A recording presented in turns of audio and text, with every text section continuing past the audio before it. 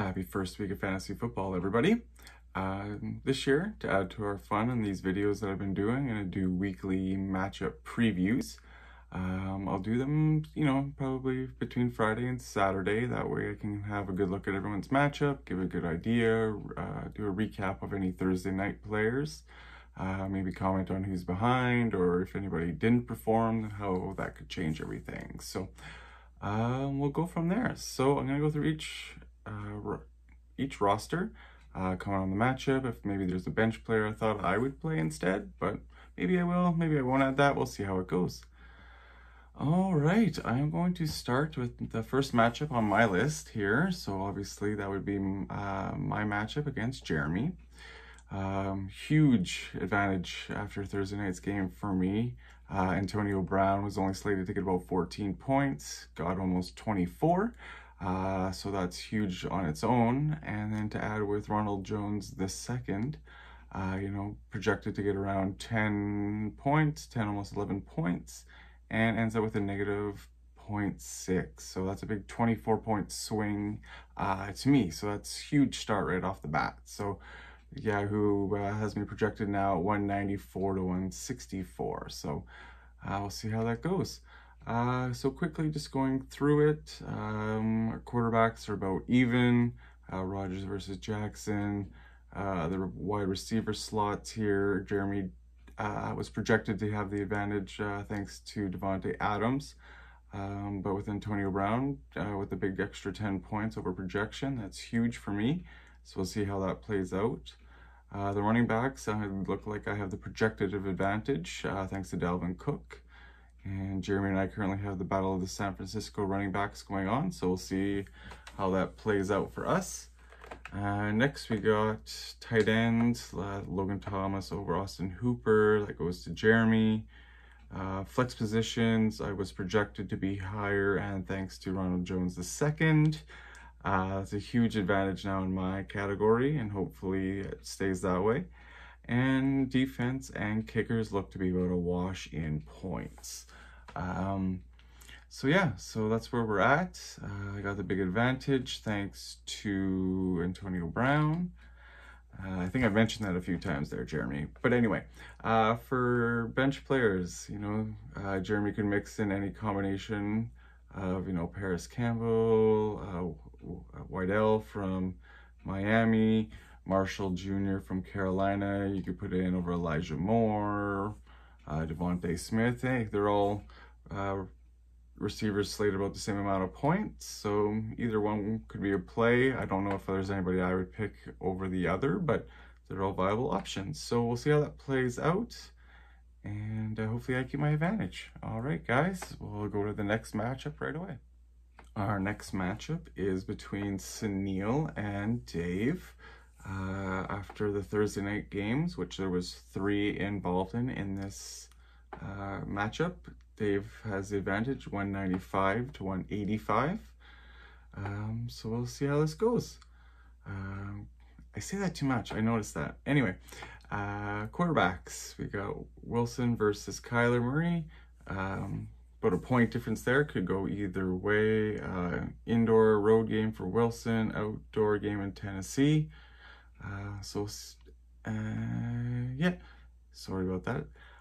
Next matchup with the receivers, we have Mike Evans, who underperformed for Sunil, only got 5 points against the projected 16. He does have Julio, Odell Beckham. In the next receiver slots, Dave was helped out by about 5 extra points over projected for Godwin, and then Keenan Allen and Deontay Johnson. So he's still slated to have an advantage in terms of projected points, and obviously thanks to Evans underperforming compared to Godwin, Dave has the advantage in the wide receiver slot currently. In the tight end slot, we have Noah Fant against George Kittle. So Kittle is projected to be higher by 6 points. He's got an indoor game against Detroit, and Noah Fant has a afternoon game in New York. So there's a little bit of advantage to Kittle, has indoor game against a weak Detroit. In the flex spots, we have Cortland Sutton, Hollywood Brown, and Rob Gronkowski for Sunil. versus Corey Davis, Mike Williams, and Nyheim Hines for Dave. Obviously, Sunil now has the advantage with Gronk getting 29 points with 2 touchdowns, so that's huge. Sutton and Brown, both 13, almost 14 points each. Corey Davis, Mike Williams, each are both around projected 14 points. Nyheim Hines is at 12. So Sunil has a point advantage right now. Unfortunately, isn't projected to win. So hopefully his players will turn it around for him to pick up for where Mike Evans dropped the ball. All right, we'll move on to the next one. All right, our next matchup is between Jen and Ty. Currently, after Thursday's game, there was one player in it. Jen holds the advantage at 187 to 169 in the projection. Okay, so quarterbacks is Tannehill versus Stafford. Tannehill has a slight, about 1 3/4 point projected more points. Next is receivers. Jen has Robinson, Woods, and DJ Moore. Ty has Calvin Ridley, Javon Chase, and DJ Chark. Quick math, looks like they're pretty even actually in terms of projected points. I kind of like Jen's receivers as a group better, but I like Ridley as probably the best receiver in that receiving slots between both teams. So I like maybe a slight advantage could go to Ty. Running backs, Jen has Mixon and Jones versus Williams and Swift. To me, that's Jen's advantage all day, probably where she makes up a big chunk of her extra projected points. Tight end, Kelsey has about an 8-9 point advantage over Dallas Goedert. So there's Ty making up some points there. In the flex spots, Jen has AJ Brown, Kareem Hunt, T. Higgins. Ty has Pitts, Gordon, and Rondell Moore. That puts the advantage to Jen because of AJ Brown. So about a 2 or 3 point different advantage there. And then kickers defense, projected to be about a wash, but Tampa Bay under projected by about 1.5 points. So overall, Jen has an advantage of about 18 points. So hopefully for Ty's sake, some of his players can make up that point difference. And if it doesn't, well then Jen might continue her winning ways here. So next matchup's coming up right away. Okay, our next matchup is Richard, who's co-managed by his son Liam, against Evil Buddies, who are Jay and Adam. So currently, after the 3 players who played on Thursday, Richard has a projected score of 212 against Jay and Adam's 182. So wow, a 30-point projected difference. It's huge for Richard. Before that, it was only about a 4.5 point projected difference. So Thursday night game made a big change in that. Okay, so for quarterbacks, Dak Prescott put up 32 points over projected to be 24, so that's an 8-point swing. Josh Allen's at 27. Receivers before the game, looked like Jay was projected roughly about 6 points, 7 points higher than Richard and Liam. So thanks to Amari Cooper's 38 points, almost 39, based on 139 reception yards and 2 touchdowns. That's a 22-point swing there. So that's a big chunk of that difference. Running backs, Richard has McCaffrey and Montgomery. Jay had Zeke and Eckler. Unfortunately, Elliott underperformed by about 11 points, so that's going to hurt Jay and Adam there. Eckler's talk of a groin injury, so maybe he'll play, maybe he won't, maybe he'll be limited snaps. I guess it depends on the score. That game, McCaffrey, #1 player in fantasy football. Montgomery, good running back on a Bears team, playing primetime against the Rams, so we'll get to see that one. And then next tight ends, we got the Walrus, Darren Waller, against Mark Andrews, 2 top tight ends. They've given the advantage to Waller. So we'll see how that one plays out on Monday night. Hopefully for Jay and Adam that it comes down to a Monday night game. For the flex positions, Richard has Chenault, Beasley, Connor. Jay and Adam have Callaway, Shepard, Duke Johnson. That's heavily only about 4 points to Richard, so not much of a difference there. Kickers defense is about a wash at the end of the day. A couple points here this way, a couple points the other way. So yeah, Jay and Adam have quite the work ahead of them. Gotta go 30 points. So we'll see if they can pull it off. If not, well, then that's Richard getting a win in the win column. The next matchup we have is Chris against Rob. Originally projected 179 to 172, we'll say. So a close one, but after the game on Thursday, Brady got 10 points over projection. So that bumped that up for Rob nicely. So now he's 187 to 172. So what's that, 15 points, 16 points spread?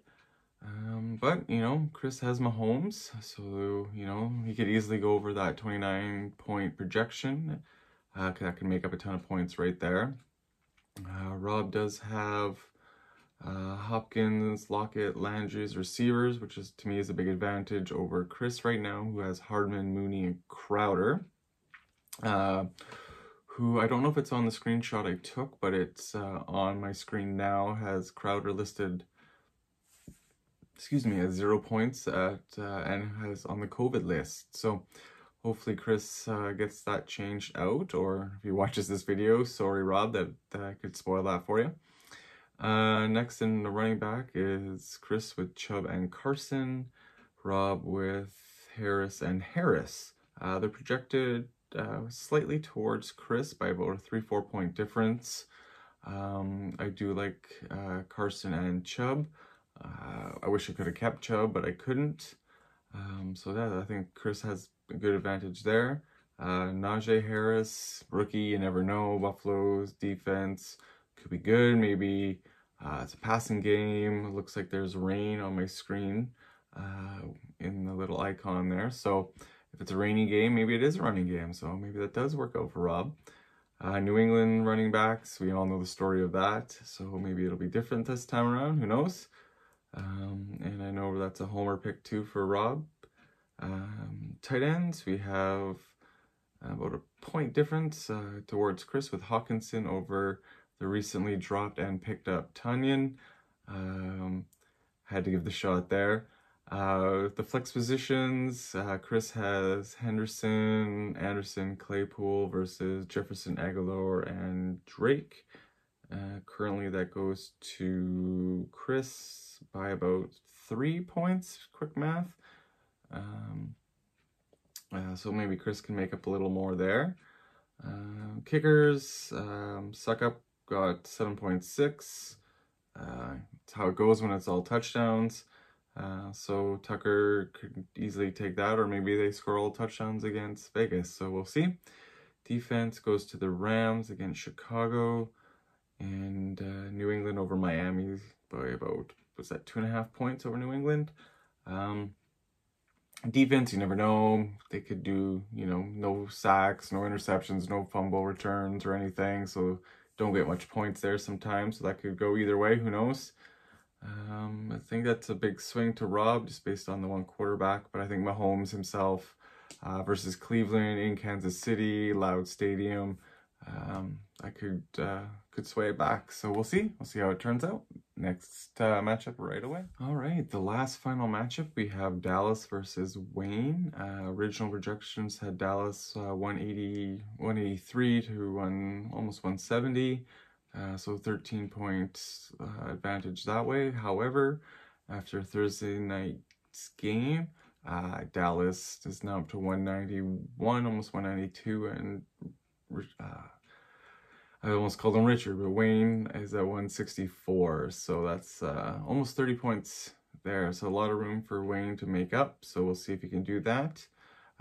Huge advantage helped by CD Lamb getting 24 points. Zerline went over projection and got 11.9. Gallup left the game with an injury, ended up with 7.6 points instead of around a projected 13 points. Unfortunate for Wayne, but at least it could have been worse. Lamb could have got those touchdowns that Cooper got, so at least kept it a little bit better for him. In quarterback play, we have Dallas with Jalen Hurts and Wayne with Herbert. 2-point advantage that way right now to Wayne. And the rest of the receiving core, Dallas, as I said, has CeeDee Lamb, Judy, and Jacoby Myers versus Wayne's Juju Smith-Schuster, Tyler Boyd, and Brandon Cooks. Based on projections, it went to Dallas by 4 points. Now with CeeDee Lamb, that's, maybe about 11-point advantage. I like Juju this year. I think it'll be a bounce back year for him. Tyler Boyd, I don't know. There's too many receivers kind of in Cincinnati. They're all decent, so we'll see how that plays out. Brandon Cooks is slated for almost 16 points. Man, I don't know about Houston. I didn't want to touch that team with a 10-foot pole, so I don't know who's, how that's going to work. But hey, you never know. Maybe because he's the best receiver there, he gets all the catches. We'll wait and see. Running back, we have Jonathan Taylor and Kamara versus Barkley and Sanders. That's 2-9, but 11-point swing to Dallas. Those are two good running backs. Sanders, you don't know. Barkley, still has the Q on my screen there. He's slated to play. Wait and see if he does or not. If he does, he could definitely make up ground for Kamara's projected points. Barkley's, we haven't seen him full strength in a long time, so hopefully he can come back for Wayne. Tight ends, we have Henry versus Gesicki. About, less than a point difference there. Again, that'll probably come down to if one of them gets a touchdown. Next, Dallas has Antonio Gibson, Davis, and Pittman as flex positions, where Wayne has Chase Edmonds, Michael Gallup, and Devontae Parker. Losing about 5 points to projections for Gallup, it does hurt. Otherwise, it probably would have been fairly close, I would say, in terms of total points. It again would have come down to whatever guys got more touchdowns. So, kickers defense projections are went to Wayne actually by about 3 points. Zerline went about, like I said, about 2.5 points over projection. So it's projected to be fairly close at this point. So that's the last matchup. Hopefully you guys enjoyed these. This last one was a little bit longer. Definitely a little nervous doing them. We'll try and get a little better as the rest of the season goes on.